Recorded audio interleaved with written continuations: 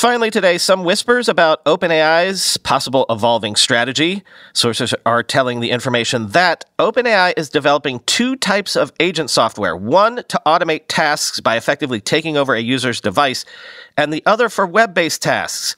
Taking over devices. Now you can see why Sam Altman might want to make his own hardware. Quote, OpenAI is developing a form of agent software to automate complex tasks by effectively taking over a customer's device. The customer could then ask the ChatGPT agent to transfer data from a document to a spreadsheet for analysis, for instance, or to automatically fill out expense reports and enter them into accounting software. Those kinds of requests would trigger the agent to perform the clicks, cursor movements, text typing, and other actions humans take as they work with different apps according to a person with knowledge of the effort. OpenAI will have to temper fears about agents that access users' computers, given that such a takeover might remind some people of malware, which is known to illicitly seize control of computers and steal their data. OpenAI, a leader in generative AI that investors recently valued at $86 billion, is developing another class of AI agent that would handle web-based tasks such as gathering public data about a set of companies, creating itineraries under a certain budget, or booking flight tickets, said a person with knowledge of that effort. Google and Meta have said they are developing similar types of agents powered by conversational AI known as large language models.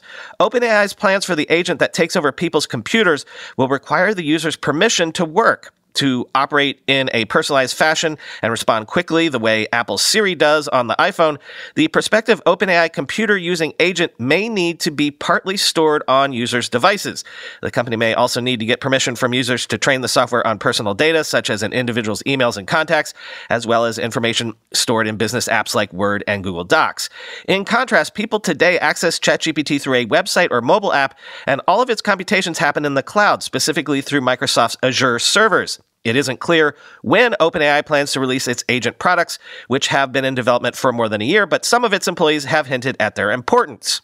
Last month, Ben Newhouse, an OpenAI employee who has worked on computer-using agents at the startup, according to a person familiar with his role, posted on X that he was hiring for his team and, quote, building what I think could be an industry-defining 0-to-1 product that leverages the latest and greatest from our upcoming models. He didn't elaborate. Peter Wieslander, OpenAI's vice president of product, remarked on X that the product Newhouse described, quote, will change everything, end quote.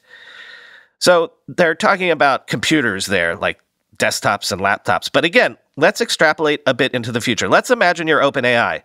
As you're looking down the road, are you seeing you might run into the same brick wall Mark Zuckerberg and Meta did all those years ago? You see AI on device, not in the cloud, as the future of computing, but you don't own a mobile platform. You don't own the hardware. You don't make or control the ecosystem that would allow you to do on-device AI computing.